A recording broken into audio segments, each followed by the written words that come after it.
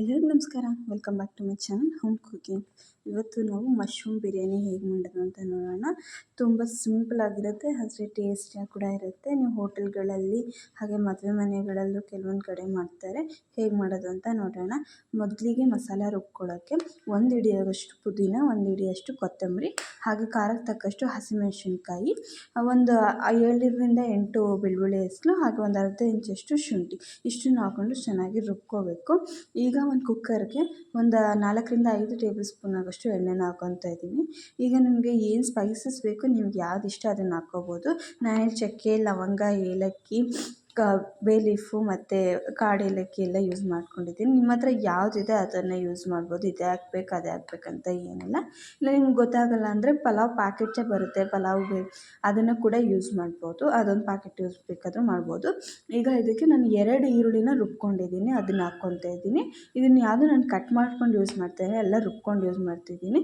ತುಂಬ ಟೇಸ್ಟ್ ತುಂಬ ಚೆನ್ನಾಗಿರುತ್ತೆ. ಒಂದು ಸತಿ ಈ ಥರ ಟ್ರೈ ಮಾಡಿ. ಈಗ ಈರುಳ್ಳಿ ಎಲ್ಲ ಎಣ್ಣೆ ಬಿಟ್ಕೊಂಡಾದಮೇಲೆ ನಾವೇನು ಆವಾಗಲೇ ರುಬ್ಕೊಂಡಿದ್ವಿ ಮಸಾಲ, ಅದನ್ನು ಕೂಡ ಇವಾಗ ಹಾಕ್ಕೊತಾ ಇದ್ದೀನಿ. ಇದನ್ನು ಹಾಕ್ಕೊಂಡು ಚೆನ್ನಾಗಿ ಫ್ರೈ ಮಾಡ್ಕೋಬೇಕಾಗುತ್ತೆ. ಎಲ್ಲ ಮಸಾಲನೂ ಹಾಕಿದ್ಮೇಲೂ ಅಷ್ಟೇ ಒಂದು 2 ನಿಮಿಷನಾದರೂ ಗ್ಯಾಪ್ ಕೊಡಿ. ಸ್ವಲ್ಪ ಎಣ್ಣೆ ಬಿಡೋವರೆಗೂ ಹುರ್ಕೊಳ್ಳಿ. ಆವಾಗ ಬೇಗ ಹಾಳಾಗೋದು ಇಲ್ಲ, ಟೇಸ್ಟು ಕೂಡ ತುಂಬ ಚೆನ್ನಾಗಿರುತ್ತೆ. ಒಂದೇ ಸತಿ ಹಾಕಿದ್ರೆ ಅಷ್ಟು ಟೇಸ್ಟು ಇರೋಲ್ಲ ಮತ್ತು ಬೇಗ ಕೂಡ ಹಾಳಾಗಿಬಿಡುತ್ತೆ. ಈಗ ಟೊಮ್ಯಾಟೊನೂ ಅಷ್ಟೇ 2 ಟೊಮ್ಯಾಟೊ ರುಬ್ಕೊಂಡಿದ್ದೆ, ಅದನ್ನು ಕೂಡ ಇವಾಗ ಹಾಕ್ಕೊತಾ ಇದ್ದೀನಿ. ಎಲ್ಲನೂ ಹಾಕ್ಕೊಂಡು ಚೆನ್ನಾಗಿ ಅದು ಎಣ್ಣೆ ಬಿಡೋವರೆಗೂ ಚೆನ್ನಾಗಿಯೇ ಹುರ್ಕೋಬೇಕಾಗುತ್ತೆ. ನಾವು ಹೇಳ್ದಂಗೆ ಎಣ್ಣೆ ಕಂಪ್ಲೀಟಾಗಿ ಬಿಟ್ರೇ ಟೇಸ್ಟ್ ಚೆನ್ನಾಗಿ ಆಗ್ತದೆ. ಈಗ ಒಂದು ಅರ್ಧ ಟೀ ಸ್ಪೂನ್ ಆಗೋಷ್ಟು ಅರಿಶಿನ ಪುಡಿನ ಹಾಕ್ಕೊತಾ ಇದ್ದೀನಿ. ಅರಿಶಿನ ಪುಡಿನ ಹಾಕ್ಕೊಂಡು ಮಿಕ್ಸ್ ಮಾಡಿಕೊಂಡು ನಾನಿಲ್ಲಿ 1 ಪ್ಯಾಕೆಟ್ ಆಗೋಷ್ಟು ಮಶ್ರೂಮ್ನ ತೊಗೊಂಡಿದ್ದೀನಿ.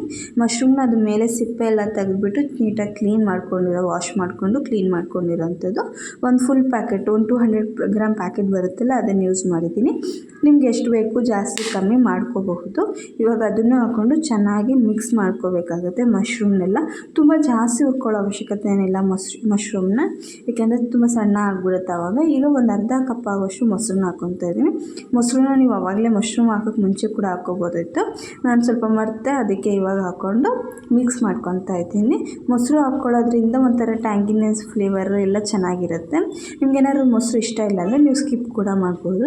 ಈಗ ನೋಡಿ ಎಲ್ಲ ಎಣ್ಣೆ ಬಿಟ್ಕೊಂಡು ಬರ್ತಾಯಿದೆ. ಇವಾಗ ನಾವು ಏನು ಮಸಾಲ ರುಬ್ಕೊಂಡಿದ್ವಿ ಆ ನೀರು ಎಲ್ಲ ಹಾಕ್ಕೊಂಡು ಒಂದು ಗ್ಲಾಸ್ ಅಕ್ಕಿಗೆ 2 ಗ್ಲಾಸ್ ಆಗೋಷ್ಟು ನೀರನ್ನ ಹಾಕ್ಕೊಂಡಿದ್ದೀನಿ. ಹಾಗೆ ರುಚಿಗೆ ತಕ್ಕಷ್ಟು ಉಪ್ಪನ್ನ ಹಾಕ್ಕೊಂಡು ಲಾಸ್ಟಲ್ಲಿ 1 ಟೇಬಲ್ ಸ್ಪೂನಷ್ಟು ಗರಂ ಮಸಾಲಾನ ಯೂಸ್ ಮಾಡಿದ್ದೀನಿ. ನೀವು ಚಿಕನ್ ಮಸಾಲ ಯಾವ್ದು ಬೇಕಾದರೂ ಯೂಸ್ ಮಾಡ್ಬೋದು. ಫ್ಲೇವರ್ ತುಂಬ ಚೆನ್ನಾಗಿರುತ್ತೆ. ಈ ಥರ ಲಾಸ್ಟಲ್ಲಿ ಹಾಕಿದ್ರೆ ಒಂಥರ ಫ್ಲೇವರ್ ಇರುತ್ತೆ. ನೀವು ಫಸ್ಟೇ ಒಗ್ಗರಣೆಗೆ ಹಾಕಿದಾಗ ಅದೊಂಥರ ಫ್ಲೇವರ್ ಬರುತ್ತೆ. ಈಗ ನೋಡಿ ನೀರೆಲ್ಲ ಕುದೀತಾ ಇದೆ. ಒಂದು ಕುದಿ ಬಂದ ಮೇಲೇ ಅಕ್ಕಿದು ಹಾಕಬೇಕು. ಇಲ್ಲಿ ನಾನು 1.5 ಅಕ್ಕಿ ತೊಗೊಂಡಿದ್ದೀನಿ, 1.5 ಗ್ಲಾಸ್ ಆಗೋಷ್ಟು. ಅರ್ಧ ಬಾಸ್ಮತಿ, ಹಾಗೆ ಒಂದು ಅರ್ಧ ಸೋನಾ ಮಸೂರಿ, ಆ ಕ್ವಾಂಟಿಟಿಲಿ ತೊಗೊಂಡಿದ್ದೀನಿ. ನೀವು ಒಂದೇ ಸತಿ ಬೇಕಾದರೂ ಒಂದೇ ರೈಸ್ನ ಕೂಡ ಯೂಸ್ ಮಾಡ್ಬೋದು. ನಿಮ್ಗೆ ಯಾವ ಥರ ಬೇಕೋ ಆ ಥರ ಮಾಡ್ಕೋಬೋದು.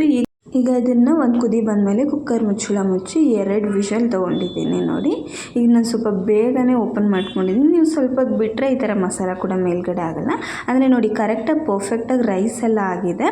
ಅಂದರೆ ಏನಂದರೆ ಬೇಗ ತೆಗ್ದಿದ್ದೀನಿ ಅಷ್ಟೇ. ನೀವು ಒಂದು ಸ್ವಲ್ಪ ಬಿಟ್ಬಿಟ್ಟು ಹಾಕಿದ್ರೆ ಇನ್ನೂ ಚೆನ್ನಾಗಿ ಬರುತ್ತೆ. ಈಗ ನೋಡಿ ಉದ್ದುದ್ರಾಗೂ ಇದೆ, ಮೆತ್ತಗೂ ಕೂಡ ಇದೆ. ಮಶ್ರೂಮ್ ಬಿರಿಯಾನಿ ರೆಡಿ ಆಗಿದೆ. ಇದನ್ನು ನೀವು ಮೊಸರು ಪಚ್ಚಡಿ ಕೂಡ ಸರ್ವ್ ಮಾಡ್ಬೋದು. ರೆಸಿಪಿ ಇಷ್ಟ ಆಗಿದ್ರೆ ದಯವಿಟ್ಟು ಚಾನಲ್ನ ಸಬ್ಸ್ಕ್ರೈಬ್ ಮಾಡಿ, ಹಾಗೆ ಬೆಲ್ ಐಕನ್ನ ಕ್ಲಿಕ್ ಮಾಡೋದನ್ನ ಮರಿಬೇಡಿ. ಹಾಗೆ ನಿಮ್ಗೆ ಏನಾದರೂ ಅನಿಸಿಕೆ ಇದ್ದರೆ ದಯವಿಟ್ಟು ಕಮೆಂಟ್ ಬಾಕ್ಸಲ್ಲಿ ತಿಳಿಸಿ. Thank you for watching.